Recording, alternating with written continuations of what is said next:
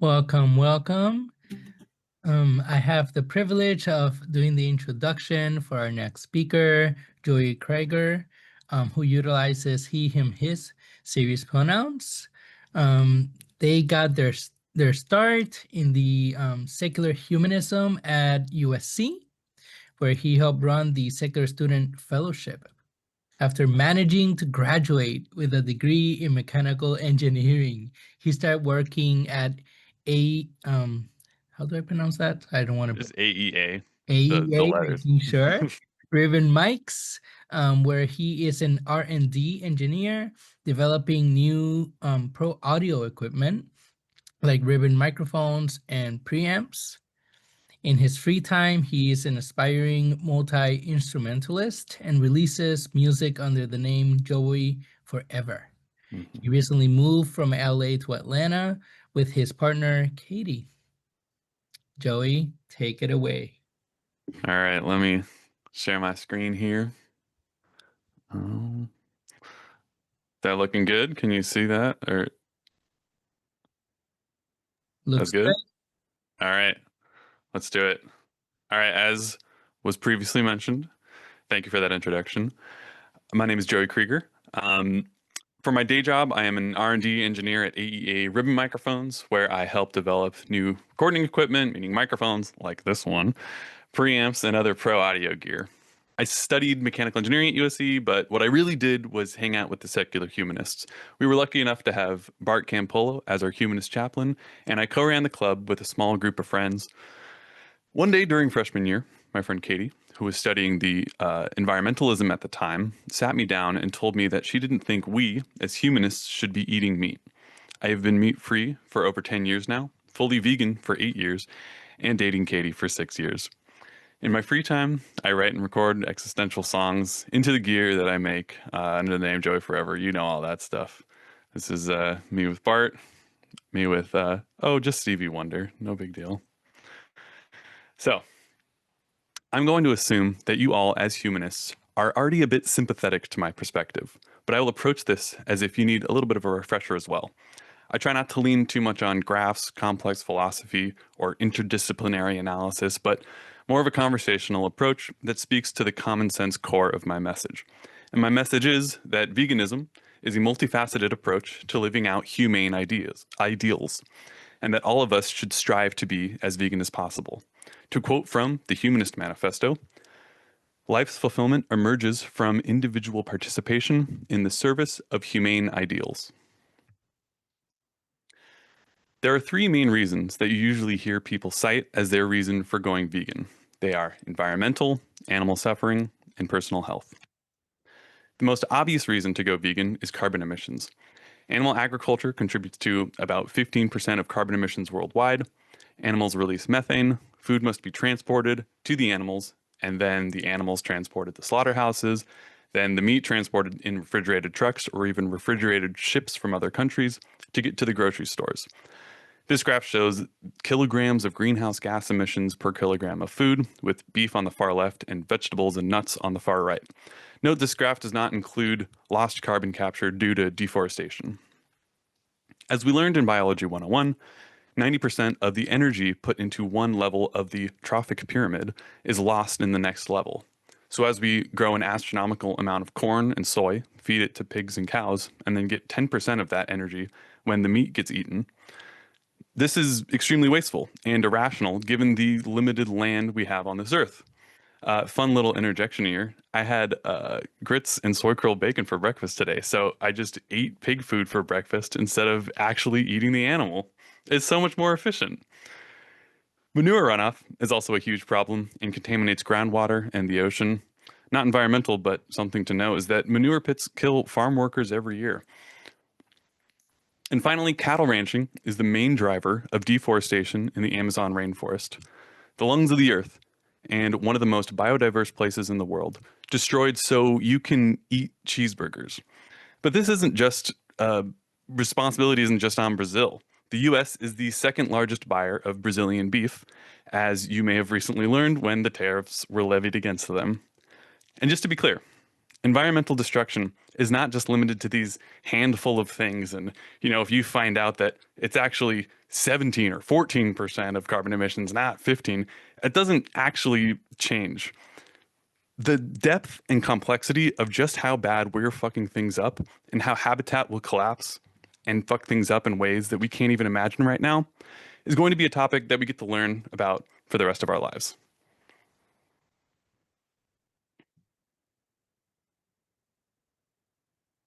The second big reason for going vegan is animal suffering. In an effort to invoke pathos, I'm going to show you a 20-minute video of leaked footage from American factory farms. If you eat meat, you should know. This is something that you are personally financing. So here we go. Just kidding. I want to end all animal suffering, including you having to watch horrific content, even if you do finance it. So instead, I'm going to show you pictures of cute animals. But if you're really feeling sympathetic, you can imagine them experiencing a life of torture for no reason. Oh my gosh, look at these cute cows. Don't you just want to scratch their little heads? Ooh, look at these piglets. They're so cute. A life of pain, all for you. Oh, look at those chicks. Come on. You could just hold them in the palm of your hand. Fun fact, male chicks are considered useless in the factory farming industry, and every year 6.5 billion are killed worldwide. That's billion with a B. Most thrown into grinders while fully conscious. A new practice called ovosexing could potentially end that, but it's not widespread yet. These beautiful creatures are born into a life of pure terror and suffering. Official numbers are hard to estimate, but estimates are that well above 95% of meat eaten in America is factory farmed. Everyone with humanist sympathies seems to agree that it's bad, but admitting that it's unethical and continuing to contribute to it is almost worse, as if we should normalize the cognitive dissonance and hypocrisy. Even so-called ethical production is brutally ending a life solely for your own pleasure. As the Smiths said in 1985, it's death for no reason, and death for no reason is murder. Doesn't mean you have to agree with everything Morrissey says, but again, they said it right in 85. The problem of animal suffering is so strange to me as a vegan in a pet-loving world. You already have a compassion inside you for some animals. You are aware of the complexities of their personalities. You recoil in horror when they're mistreated. I'm simply asking you to extend this compassion a little bit further to farm animals. Just on a practical and objective level, you can survive and thrive without animal products. I am a living case study of this. That fact alone makes the act of eating animals unethical from the perspective of environmentalism and animal suffering. But let's make it personal. Suppose you don't care about the environment and you don't care about sentient beings suffering unnecessarily. You only care about yourself. Well, boy, do I have bad news for you. I'm not going to get too deep into nutrition because that usually never goes well, but many doctors and nutritionists believe that eating less meat is better for your health and for longevity. There have also been some great twin studies that show this as well.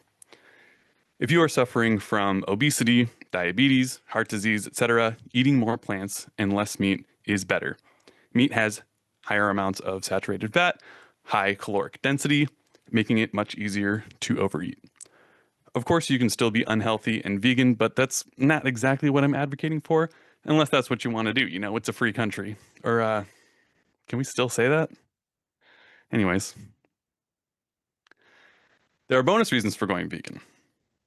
In the wake of COVID, and after a lifetime of hearing about bird flu, mad cow disease, swine flu, and salmonella, and every year seeing headlines like the one shown here, factory farming feels like a ticking time bomb for the next pandemic. I'm not even sure how you could design a better breeding ground for zoonotic diseases, besides, actual virology labs, but that's not what we're going to talk about today. Add on to this the risk of antibiotic resistance. Boy, do we have a fun world ahead of us.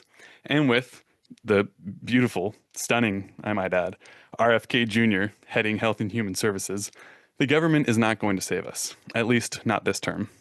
As St. Kimmel showed us last week, the flow of capital is the only language these corporations understand. So stop giving it to them. And to be clear, this is not me advocating for libertarian-ass solutions to all of the world's problems. It's recognizing the situation we're in and the need to fight it from all sides. You can bet in my socialist utopia, we have plenty of top-down political solutions to all of these problems as well.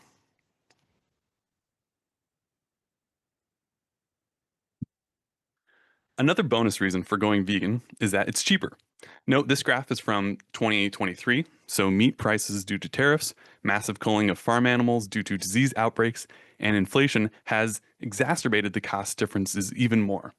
But as you can see from right to left, equivalent protein cost is significantly more for beef and extremely affordable for soy.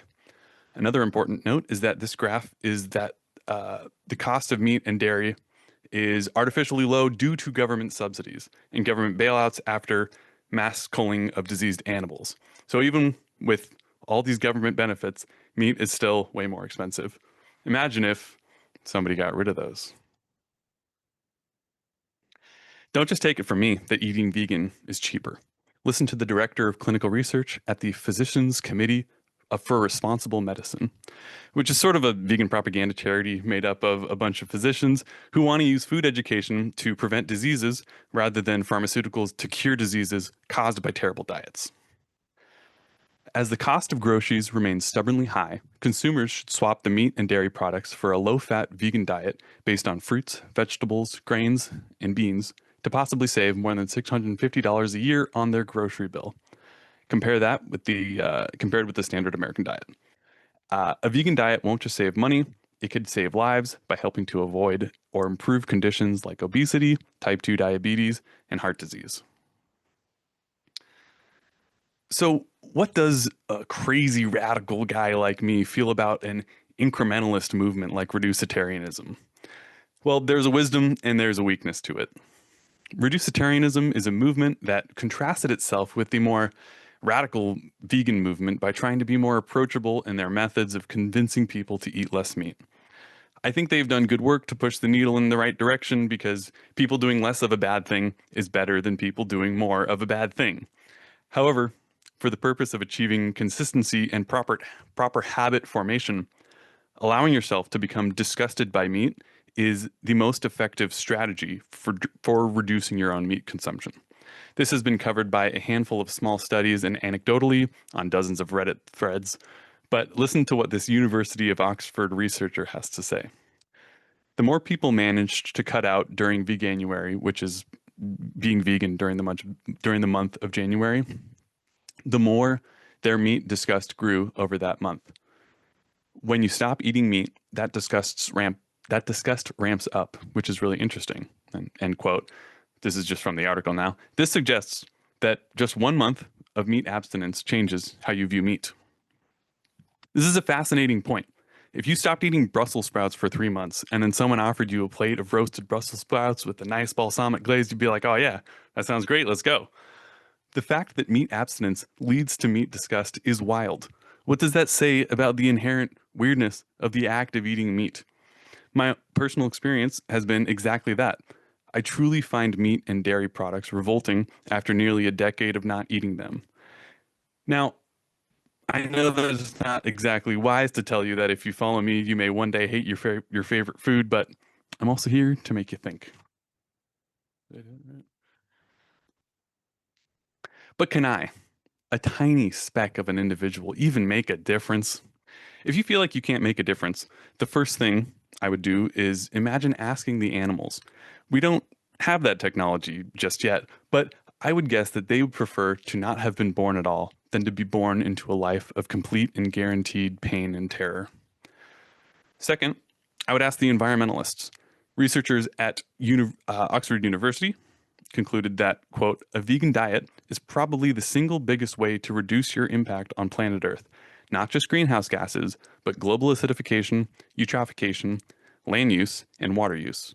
It is far bigger than cutting down on your flights or buying an electric car. So if you believe that there's any individual responsibility at all, the evidence is there.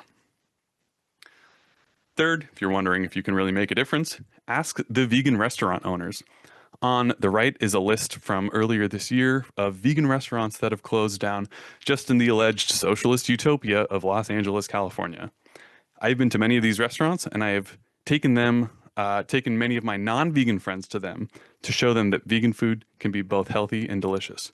Do you think these restaurant owners, whose life's work closed down because of lack of funds, feel like your dollars spent there couldn't have made a difference?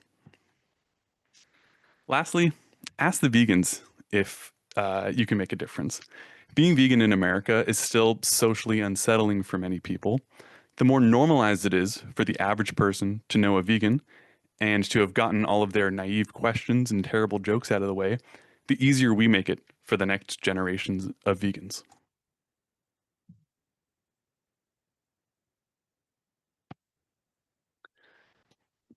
I know your favorite unethical snack isn't vegan, but vegan alternatives are the best they have ever been.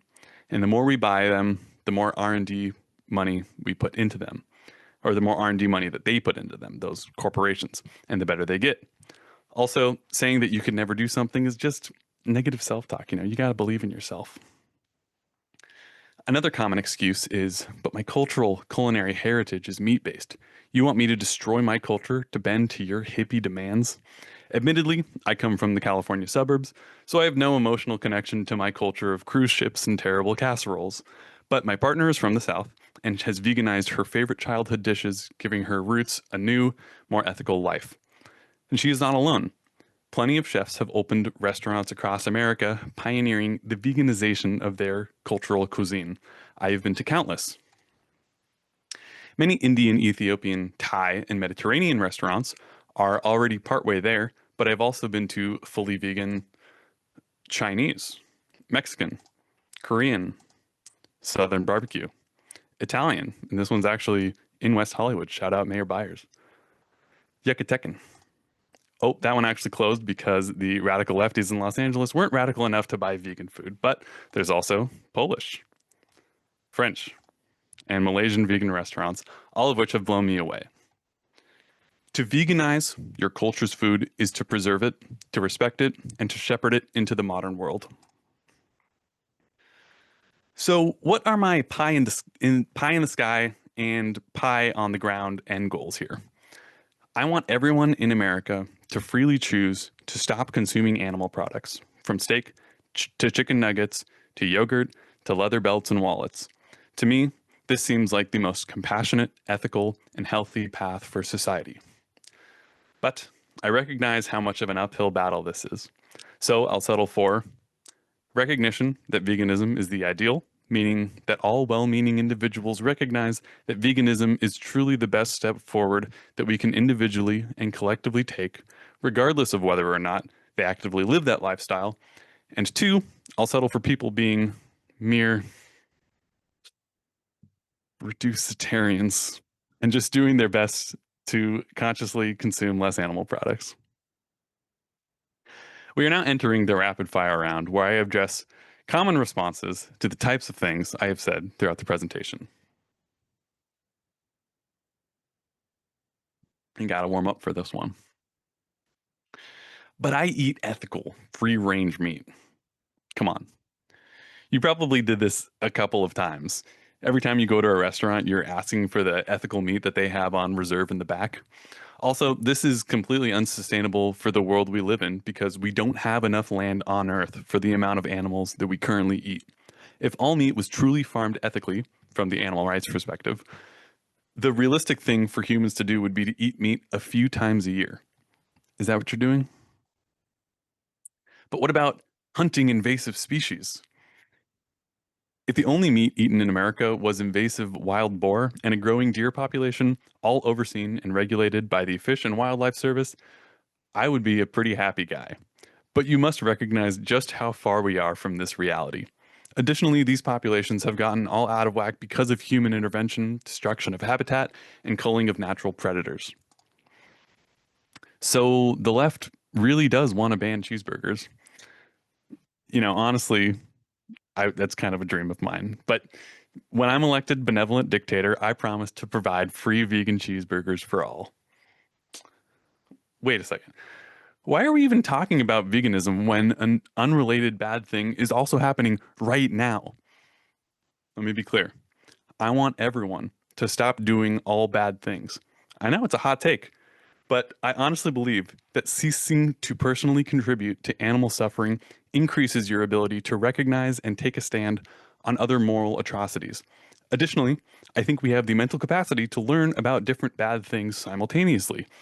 You know this if you've ever been on social media because you do it every 5 seconds. What's the point of being so extreme? I think that living vegan for a long period of time, proving that it's not just a phase, mom, and showing that it's possible to do it and still perform exceptionally on my blood tests is a great case study for veganism.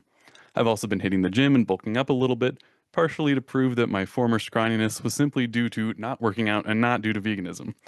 But I also really, truly, honestly believe that what we do to animals every day in this country is a fucking atrocity. That the health issues caused by bad eating habits is killing our loved ones, and that the complicity, our complicity, and the destruction of the environment is robbing the future for all of humanity. I want to live that ideal so that hopefully the people I meet feel inspired to be a little bit more vegan and push the future in the right direction. Furthermore, of all groups of people, speaking to a group of highly politically active humanists, y'all will understand the difficulty in navigating controversial issues with people who aren't necessarily receptive. So, just to channel my inner absurdist, could you imagine if it was normal to respond to the issue that you care the most deeply about with a joke? If you regularly heard people say that they kind of want to care about that issue, but not caring about it is just too fun. Now, I'm not trying to equivocate very different, complex issues. I'm simply trying to shed light on the strangeness of the normalization of ridiculing veganism, even in spaces you would think would be receptive. So, to get back to my point, my own bewilderment and disappointment with the lack of veganism in humanist and progressive spaces has driven me to extremity. It's your fault. Just kidding. Vegans have to take supplements. Doesn't that prove that veganism is unhealthy? Cows are given B12 supplements, and fish eat algae, sometimes with more steps. But what vegans are doing is skipping the unnecessary and wasteful middlemen when we take our B12 and algae oil supplements. All right, so I know changing your habits is not easy. There are plenty of resources for cooking vegan recipes, countless social media accounts sharing cooking tips, and endless recipe blogs and books available. I have full faith in the smart and curious crowd to navigate that world. I'm not trying to tell you that you're a bad person. I want to invite you to a more empathetic way of living your life. I want you to be free of the burden of self-harm and unethical living. Come with me, and I will cleanse you of your original sin. Consider this an invitation to be ahead of the moral curve of society, to do the hard thing as leaders in the humanist space, even if it's not the easiest thing to do. This group of humanists has been inspiring me all weekend with visionary ideas for changing society for the better. Veganism belongs in that toolkit. It gives you an even taller moral foundation to stand on, and it shows people how serious you are about living your values. Documentaries are some of the best ways to understand our current follies as a society. Dominion is a brutal watch that shows you what life is like for the animals we have dominion over. What the Health covers health impacts of our modern food system. And Cowspiracy is a classic vegan documentary that covers the environmental impacts of eating meat. Let me also add, just because I think y'all will appreciate this, that calling a 2-hour horror show of leaked factory farm footage Dominion is an inherent critique of the Judeo-Christian view of our relationships with animals. To quote Genesis 1:26, "Let us make man in our image, after our likeness, and let them have dominion over the fish of the sea, over the fowl of the air, and over the cattle, and over all of the earth, and over every creeping thing that creepeth upon the earth." So watch that documentary if you want to see what dominion actually entails. A book recommendation is Animal Liberation by Peter Singer. It's a classic piece of vegan literature, first written in 1975, if you could believe that. It's a great read, even if you don't agree with Singer on everything, which I sure don't. Okja was the film by Bong Joon-ho. He released it before his most well-known film, Parasite, and it follows the life of a genetically modified super pig. This is fictional, by the way. It follows the life of a genetically modified super pig. The writers didn't even intend for it to be an anti-meat propaganda movie, but later admitted it would probably turn people vegetarian. All right, so that's the end of my presentation. I'm ready to fight if there are any questions out there, and if not, I'm happy to just berate Evan until he converts to veganism on screen in front of all of us.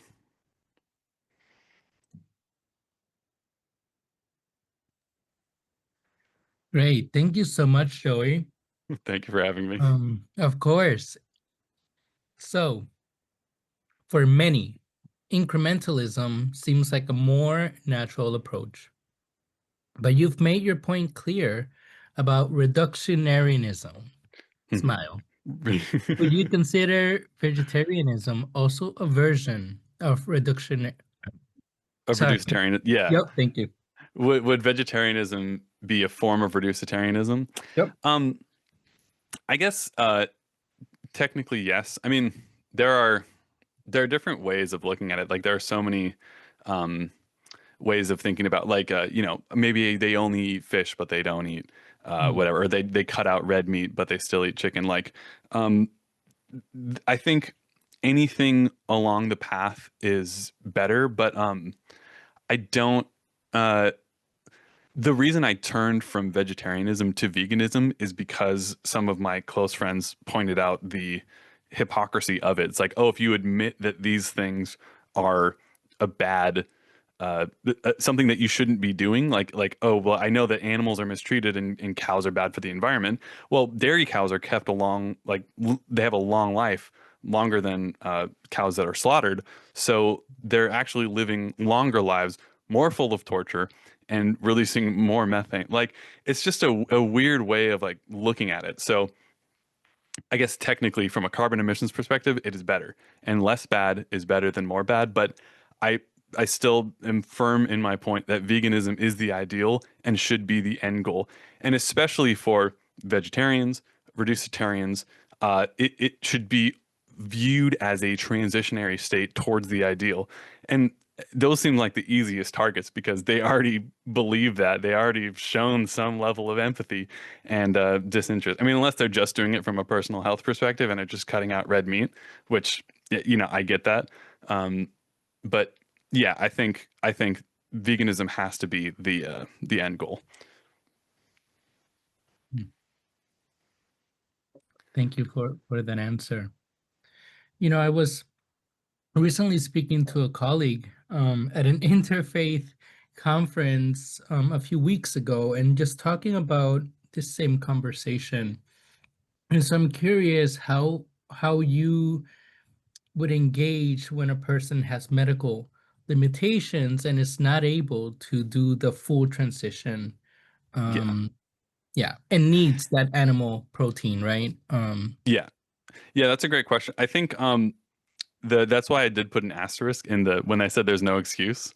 I said for most people, people um I've had friends with nut allergies and stuff like that that thought they could never be vegan, and then I was just like, I get it, that's hard. I'm not gonna push you on that. And then later, these are two separate people that both of them did transition on their own to veganism because they found ways to do it. Um, so yeah, I'm still.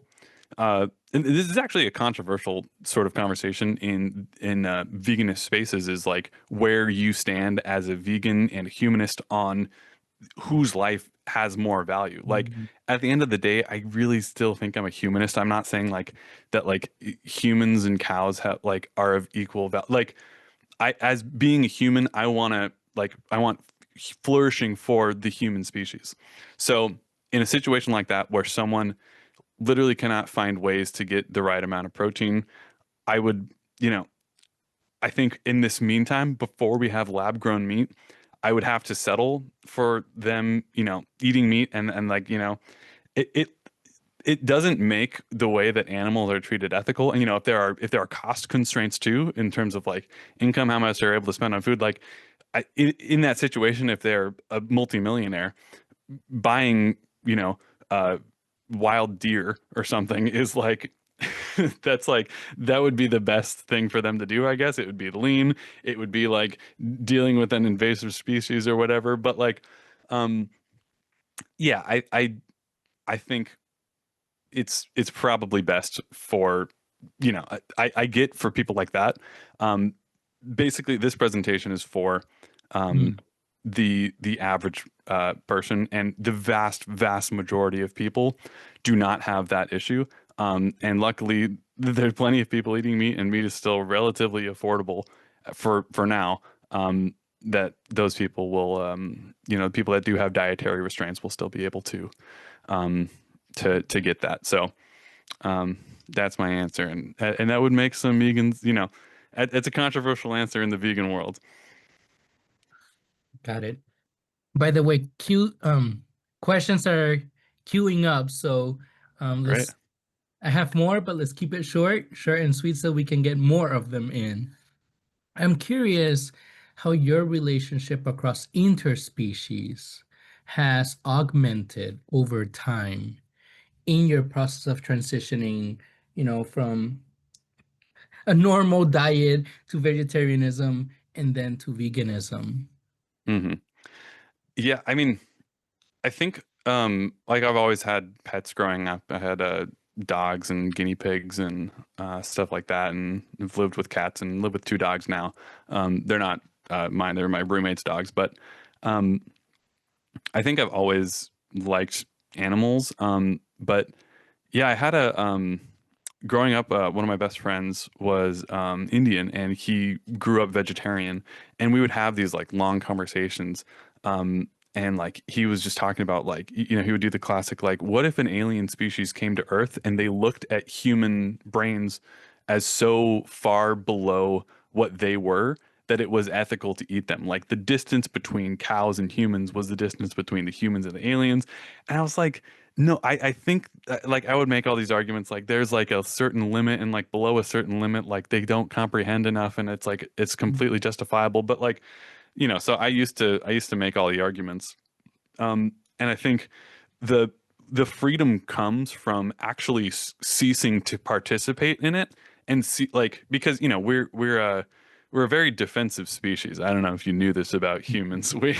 We find like someone challenges us and the first thing we do is come up with a reason why we're right and they're wrong before we even start logicking, like using logic or trying to like understand. So um once I stopped eating meat, that's where like you really start to like allow yourself to see not the humanity, but the sentientness of all the animals of the world, um, and just get more and more horrified for just the way that we've been treating these animals. I mean, it's just and I bring that up in terms of like pets and stuff like that. Like you see someone like mistreating a dog, like how many windows have gotten smashed in Los Angeles County because someone left their dog in a hot car and then they go into the grocery store and buy meat. Like it blows my mind that like this different. And I'm not saying you should leave dogs in hot cars. I'm saying we should treat all animals with respect. Mm, thank you for that. Did that answer the question? Y- You're leading, so if you feel complete, that's good enough for this start, of course, because as you're saying, this is the beginning of more conversations that should be happening. Um, and so to that end, let's bring in another perspective that one of our participants just cued around some consider veganism also a class issue. From food deserts to time constraints to budget issues, how can we address the systemic barriers to going vegan? Absolutely. And that is another thing I tried to um, uh, quickly address in my presentation. Like in yeah, food deserts are a huge issue, and like in my socialist utopia, there would be no food deserts. Dairy, meat and dairy wouldn't be subsidized the way they are now. We would subsidize fruits, vegetables, nuts, grains, beans. Um, this is not like if someone is, working a minimum wage job and living in a food desert, like they are not my first, like Mhm. the people who are not in that situation are the people who need to be leading the charge in order to help those people as well. Like the more normalized veganism becomes, the more we normalize uh, the concepts of healthy eating. Like those are the groups of people that are going to see the most benefit if and when they eventually we eventually have a government in action and community organization around these topics of education, of better access to food, of dealing with food deserts. So, yeah, this isn't like drop what you're doing and become vegan. Like if you are not able to, it's like again, veganism is the ideal, and to use that as the North Star, that is how you start to understand the better way that we have those conversations around dealing with food deserts, around dealing with the education around food systems. I mean, even just like in my own life, like the fact that I grew up eating Pop Tarts is is crazy. Like that a kid was just given pure sugar for breakfast like normal like these are things that have like um among certain circles has been taken away from our from normal conversation. Like no wouldn't like not no plenty of people still do this, but like it's a conversation that's being had um to like have kids be eating healthier. The fact that uh in our cafeterias, like why was Frankie Muniz plastered on my cafeteria wall with a milk mustache with a big got milk? Like why was Frankie Muniz telling me I need to drink milk? That is ludicrous.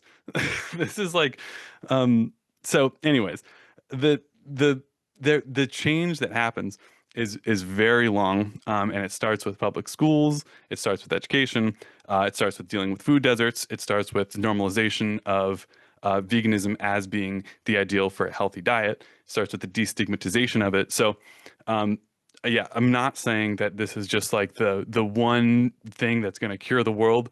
I'm saying this is something that I feel is um, not given enough attention, and that bringing it into the forefront in some of these conversations is the right thing to do for the variety of reasons that I've discussed. So in a way, you're also kind of expanding what Mayor Byers was talking about, right? Just this Mhm. understanding around the systems that we are moving and existing in, and how by using our power and influence and coalition building, we can address within our own capacity and responsibility Yeah, how to best address our ethics and ways of. yeah, and what Mayor Byers is doing in West Hollywood, and if that spreads in the greater Los Angeles area, is exactly the type of things that I'm talking about, and it's operating from the perspective that veganism is the ideal, and that's why nudging people towards having a vegan meal at these government events or whatever, and I'm sure with like assisting with food and stuff like that, it would push more towards veganism too. Like she's doing all the right things. It's very cool to hear that. Now, on that note, what's your favorite really easy vegan meal to make? Also, what if sweet treats help me stay motivated to deal with life? I'm not against sweet treats.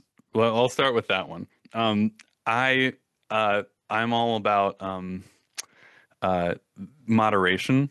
Trying not to have sweet treats every day. But today I did. We were doing a lot of chorin while I was listening to this, and I went and I got some. There's a great Chinese bakery that has a bunch of vegan stuff there. So I got some fun vegan food. Like, and it's like $2 per. It was amazing. So I'm not against sweet treats. I think it's all about moderation. Just like not all vegan food is healthy. Sometimes I'll have like we'll go to a nice bunch of vegan cheese pizza, whatever. It's not exactly the healthiest thing. I might have a beer or three. I know that these are not the healthiest thing, but it's like we you do these things in moderation and you try to live a healthier life. And I think like as humanists trying to live um a more healthy life and extend our limited time on this earth is a pretty important aspect. Like if you had a friend that like smoked cigarettes, I feel like um it's sort of like I mean I guess it depends on like some of the party scenes. There's still like smoking is very normalized, but um like if you had like someone that you really love that was smoking cigarettes and like you want them to be around for a long time, like you have that conversation with them and you're like nobody's smoking anymore, man. Like we gotta knock this out. Like I want you to be around for a long time. We're not going to have an afterlife together. We're just going to die and that's it. Like, I don't want you to die of lung cancer. And I think we need to Mhm. be approaching uh, eating unhealthily and eating meat in that same way. And it's not in like a shaming way. It's like an I love you. And like we know for certain the causation is there. So uh, that's on the sweet treats. What was the first part of that question? Sure. Basically, what is the most easiest vegan Oh, meat? Yeah. um, something that I tend to, I mean, I cook a lot of Indian food, Mm. lentils. You can get these like Indian spice mixes. If you have a really good grocery store, we have a great one called Patel Brothers here in Atlanta, and it's like it's huge. But they're great. I mean, LA has so many great vegan restaurant grocery stores. Namaste Spiceland in Pasadena is fantastic, and you can get these spice mixes.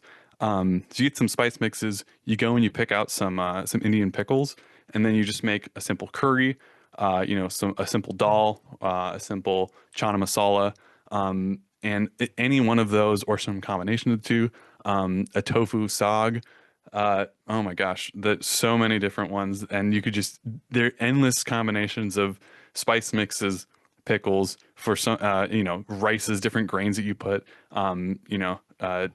different vegan naans or roti. Like that is by far the easiest. And whenever it's my turn to cook dinner, those are my absolute go-tos. And it's so easy because I'm lazy and bad at cooking, and I always burn things. So having something that's just an easy one pot meal is Mm. is the greatest answer to me.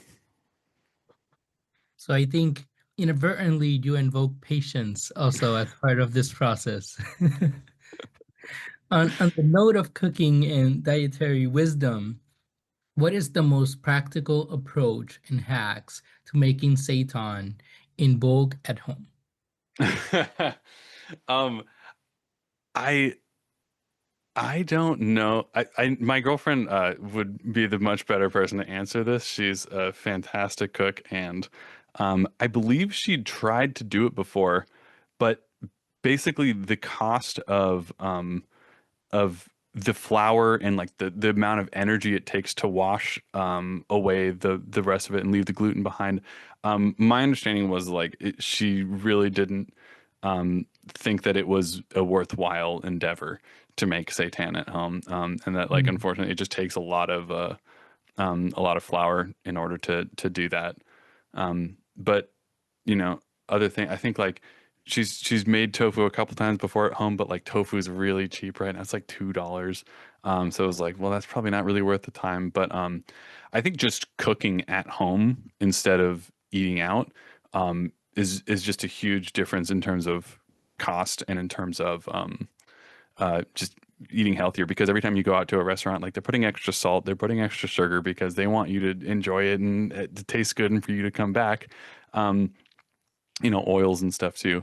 So the biggest like financial difference you could make in your own life is like not going out to eat. And there's great blogs on this sort of stuff on frugality. Mr. Money Mustache is huge on talking about this idea of reframing everything from like like when you're cooking, it's like you get this opportunity to work an extra hour instead of going out to eat, you're working because you're not spending that money out at a restaurant, um, and that work is um, saving you money in the long term. And you think about doing that every day, how that adds up, how that compounds.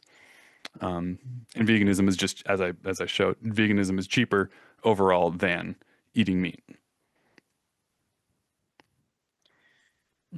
So I want to give people time to jump into our breakout room to talk Hmm. more with Joey, and I'll close us off this portion with a comment from the chat, basically letting those with privilege normalize veganism to build power, and then leverage that to create more access for others. Absolutely. Thank you so much, Joey. We're going to move you to the breakout room and see you all in 10 minutes for our closing remarks.